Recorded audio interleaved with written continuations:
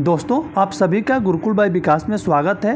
तो आज हम रीजनिंग के सेट 7 को सॉल्व करने वाले हैं, जो हमारे आने वाले रेलवे के सभी एग्ज़ाम और एसएससी के सभी एग्ज़ामों में महत्वपूर्ण होगा। ओके, तो चलिए दोस्तों शुरू करते हैं आज के रीजनिंग के प्रैक्टिस सेट 7 को। ओके, पहला क्वेश्चन है हमारा आज का कि निम्नलिखित विकल्पों में से प्रश्न चिन्ह के स्थान पे क्या आएगा। ओके, पहले समझिए कि जो ये नंबर सीरीज का क्वेश्चन है, इसके पहले हमें पैटर्न को समझना है। इसका पैटर्न अगर हम समझें तो देखिए, ये संख्याएं जो हैं ये पास पास में हैं। जब भी संख्याएं अगर पास पास में हो तो हम क्या करते हैं, उसका हम एडिशन करके चेक करते हैं। ठीक है, तो अगर हम इसका एडिशन एक बार चेक करें तो ये 43 से 45 हो गया। तो 43 से 45 का मतलब यहाँ पे +2 हो गया।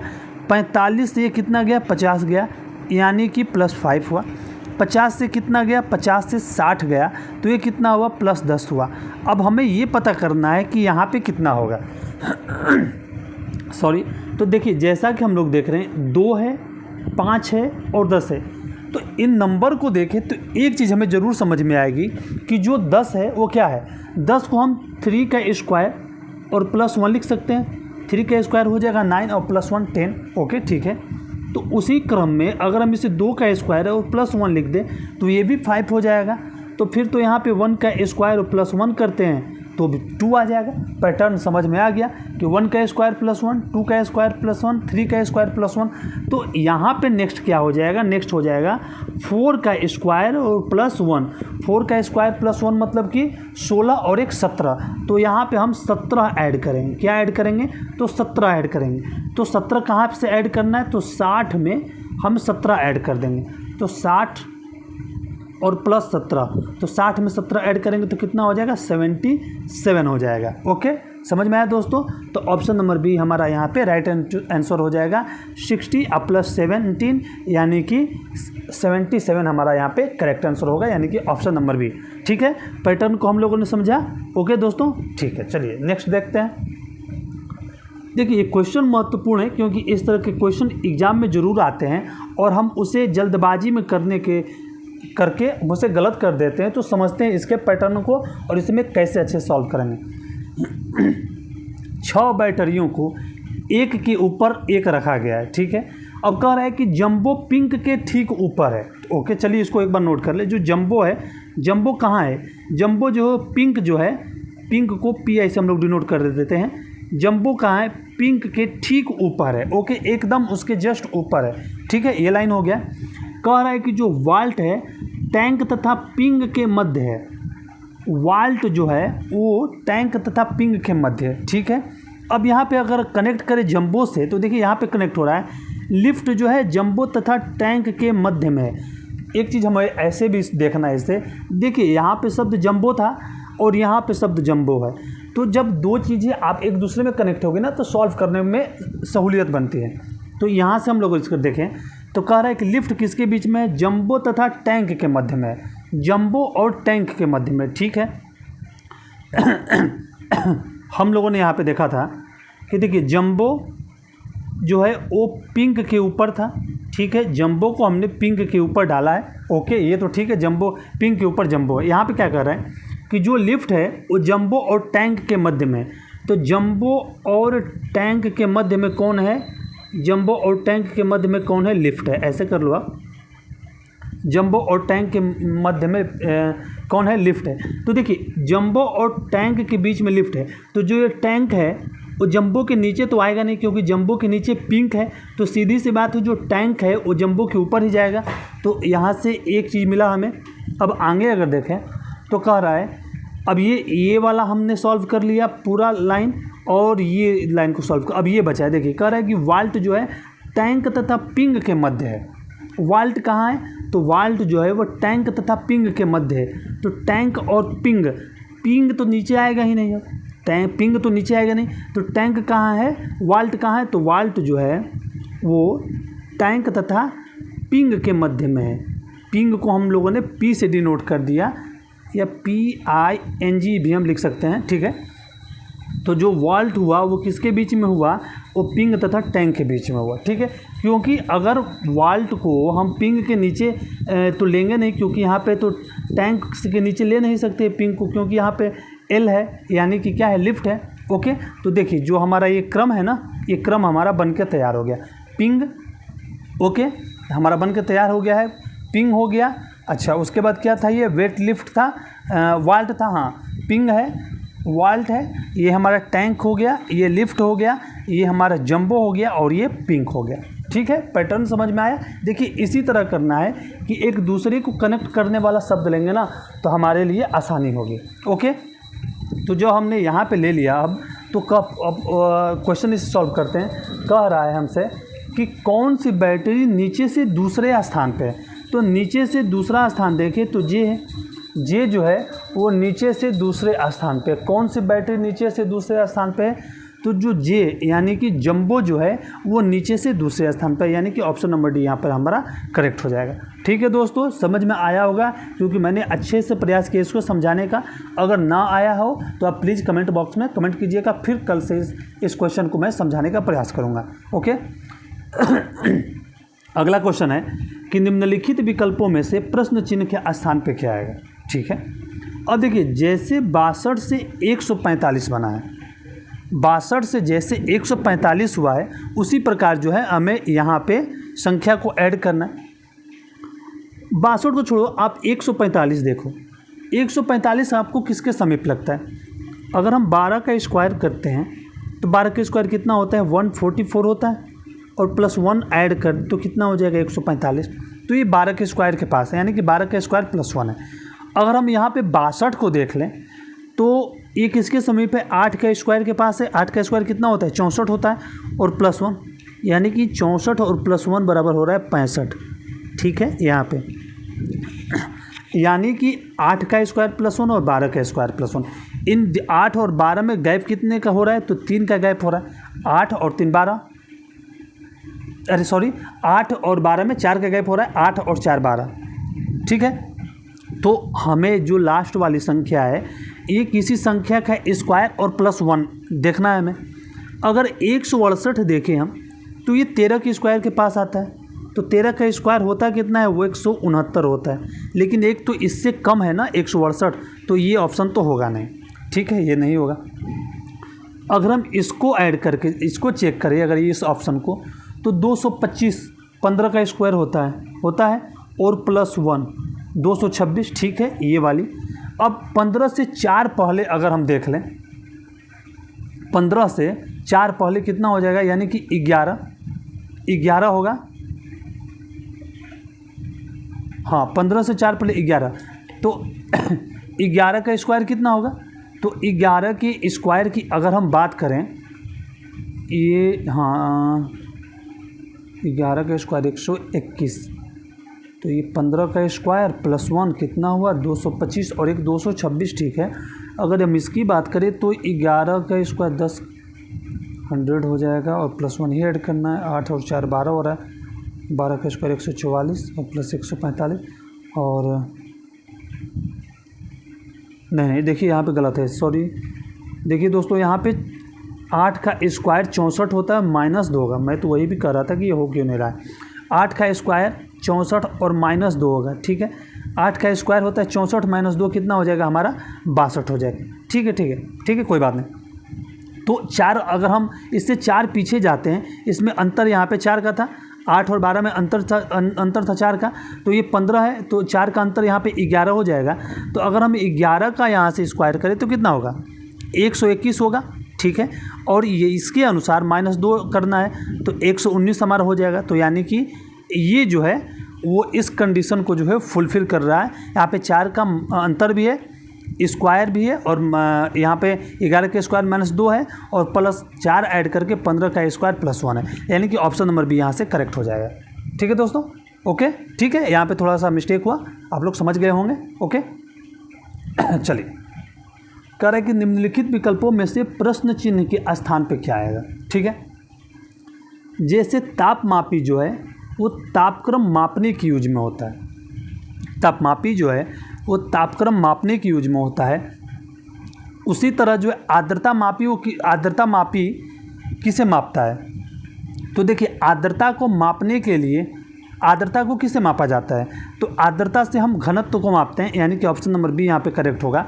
घनत्व को हम आर्द्रता मापी से मापते हैं, ठीक है, उसी तरह तापक्रम को हम तापमापी से मापते हैं, ठीक है दोस्तों। तो ऑप्शन नंबर बी यहाँ पे करेक्ट हो जाएगा, घनत्व। ओके,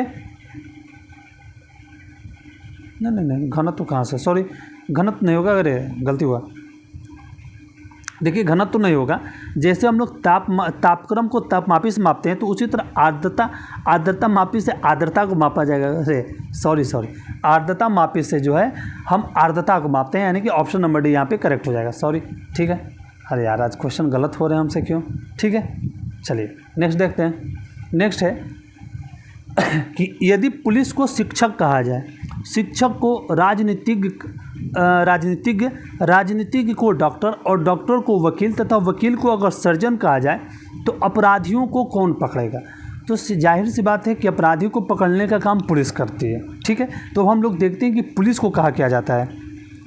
तो पुलिस को यहाँ पे देखिए शुरू में पुलिस को क्या कहा जाता है, तो शिक्षक कहा जाता है, यानी कि ऑप्शन नंबर ए हमारा यहाँ से करेक्ट हो जाएगा, ठीक है। तो पुलिस को क्या कहा जाएगा, तो पुलिस को शिक्षक कहा जाएगा, ठीक है। चलिए नेक्स्ट है, दिए गए विकल्पों में से कौन सी संख्या जो है अन्य तीनों से भिन्न है? इन जो संख्या दी गई है उसमें से एक ऐसा जो है ना वो तीनों के बराबर नहीं है, यानी कि तीनों से अलग है, ठीक है। अब यहाँ पे बात करें, अगर P से U की देखें, S से W है, C से G है और K से O है। अगर P से U की बात करें तो P के कितने स्थान बाद U आएगा? तो P में अगर हम +5 और ऐड करेंगे, P में अगर हम +5 ऐड करते हैं तो P Q R S T U +5 में U आता है, अच्छी बात। आगे चेक करते हैं, S है, S के कितने बाद W आएगा? S T U V W +4 के बाद आएगा, यहाँ पे +4 हो गया S पे। अगर C की बात करें तो C पे अगर हम +4 करेंगे तो G आएगा, उसी तरह अगर K में +4 करते हैं तो O आएगा, यानी कि जितने ये अल्फ़ाबेट हैं उसके आगे +4 करके जो है वो संख्या वो नंबर्स को ऐड किया गया है। लेकिन यहाँ पे जो है अकेला सिंगल बचता है जो कि इस जाति का नहीं है, यानी कि इसने +5 अपने आप में ऐड किया है, तो यही इसका आंसर हो जाएगा। ये यहाँ पे कुजात है, ठीक है। Option number A is the right answer यहाँ पे। ओके दोस्तों, ठीक है।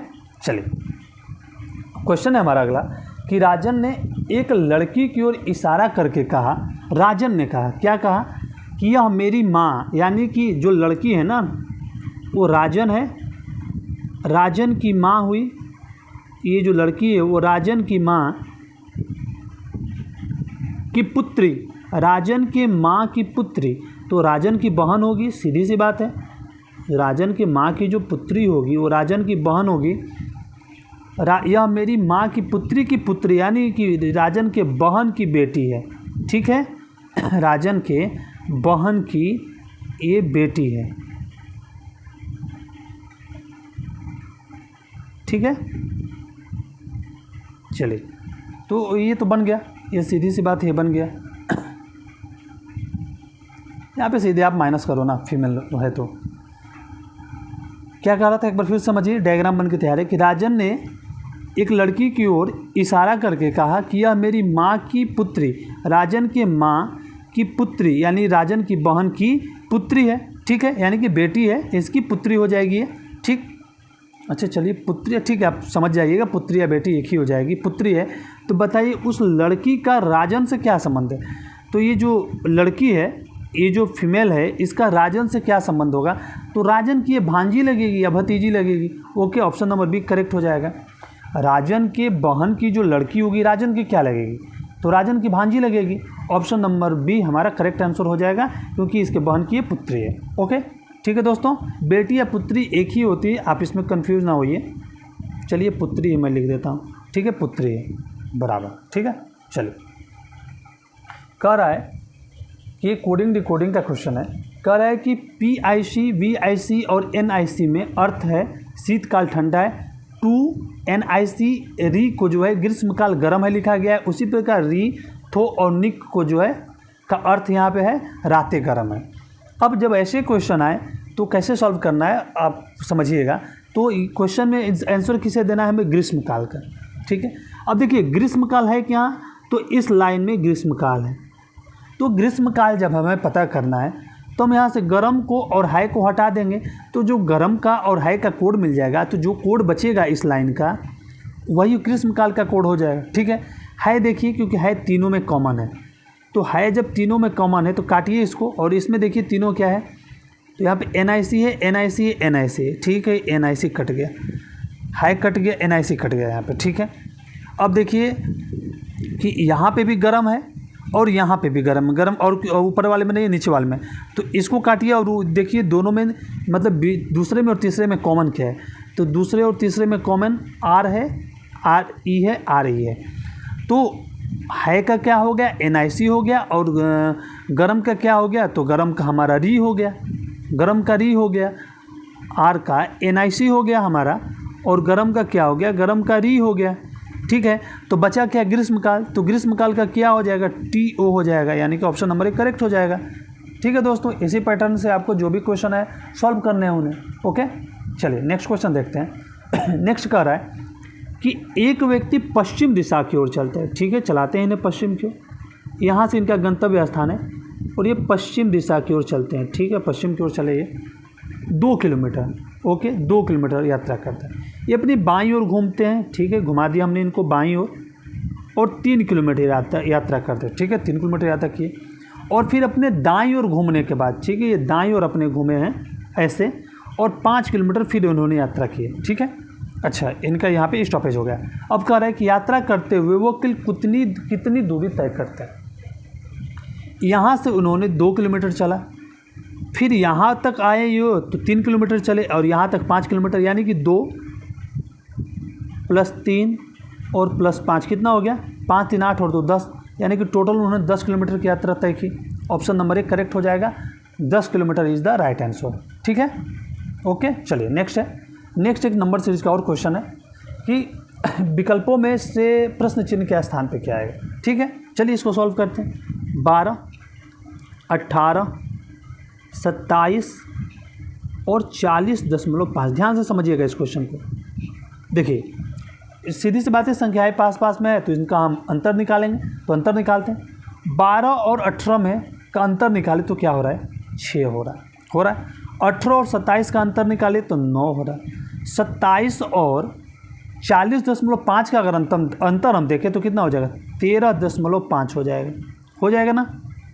तो अब नेक्स्ट क्या होगा, ये हमें फाइंड आउट करना। अब देखिए 6 है, 9 है, 13.5। एक चीज़ अगर समझे तो ये 6 जो है 12 का हाफ है, 12 का जो हाफ है, हाफ करके जोड़ा है तो 18 हुआ है। 18 का आधा किया 9, और फिर 18 में जोड़ दिया 27। उसी तरह 27 का आधा कितना होता है, 13.5, और फिर 27 में जोड़ा तो कितना हो गया, 40.5। यानी कि जो संख्या है ना, ये खुद का आधा खुद में जोड़ी हुई है, तो क्यों ना हम इसमें भी जोड़ दें।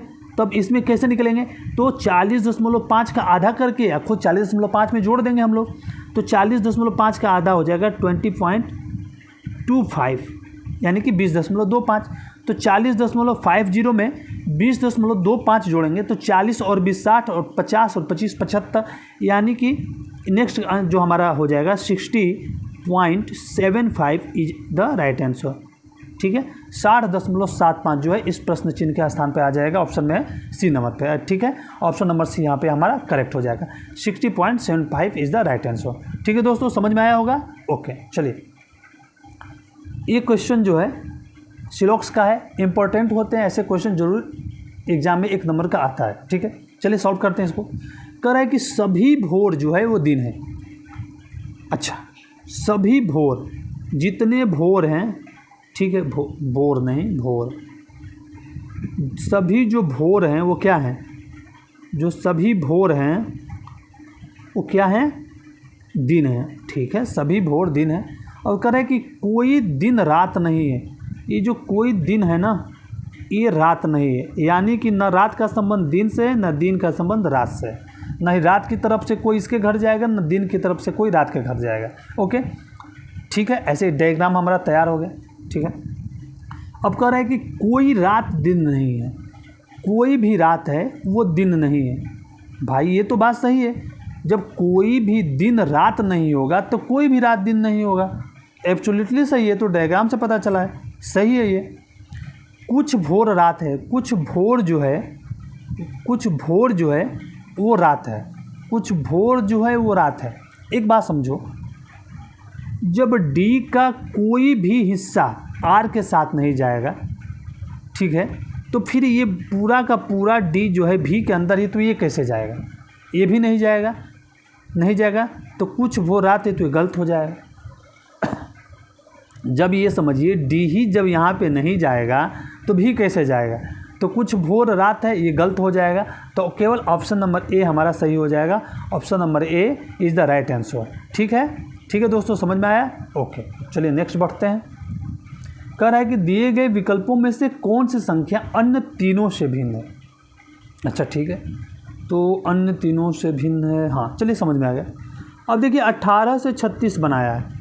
18 से 36 आप कैसे बना सकते हो? तो 18 में हमने 2 से मल्टीप्लाई किया, 36 हुआ, और प्लस 1 किया तो 37 हो गया। यानी कि इंटू 2 + 1 किया है। यहाँ पे करके देखो आप, तो इंटू 2 + 1 होगा नहीं, 24 का दूना होता है 48। 48 से उसने 1 माइनस किया है।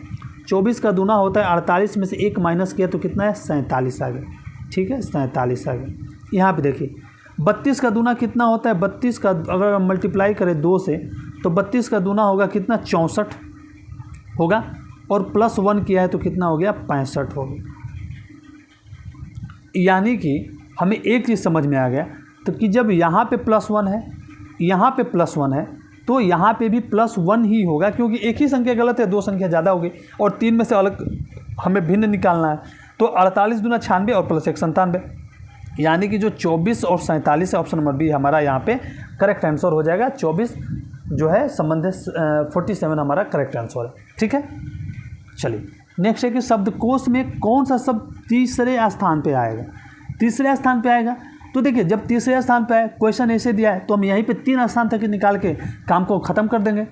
अब देखते हैं यहाँ पे कैसे। RU RUMA RUMB RUMO RIMI। चलिए ठीक है, तो RUMA ये पहले स्थान पे आ जाएगा, क्योंकि M के बाद A है, पहले स्थान पे आ गया। अब देखते हैं RUMA, अब देखिए OI में I पहले आएगा, तो ये दूसरे स्थान पे आ गया, हमने इसको दूसरे स्थान पे रखा। ठीक है, अब यहाँ पे देखते हैं RUM, यहाँ पे अगर दूसरे स्थान पे देख ले तो अब क्या आ जाएगा? तो हमारा अगर बात करें हम, तो ये रोमानियन हो गया, रूमिनेस्ट हो गया, हाँ ये है, ए है, आई है। अब हो जाएगा हमारा RUM, हाँ ठीक है ठीक है ठीक है ठीक है, तो बी है हमारा RUMB, हाँ तीसरा तो यही हो गया, तीसरा हमारा ये हो गया। ठीक है ठीक है, तीसरा ये हो गया, तो हमें 3 ही स्थान तक निकालना था, तो फिर हम ये चौथा हो जाएगा और ये 5वां हो जाएगा, लास्ट वाला रिमर जो है हमारा 5वां हो जाएगा।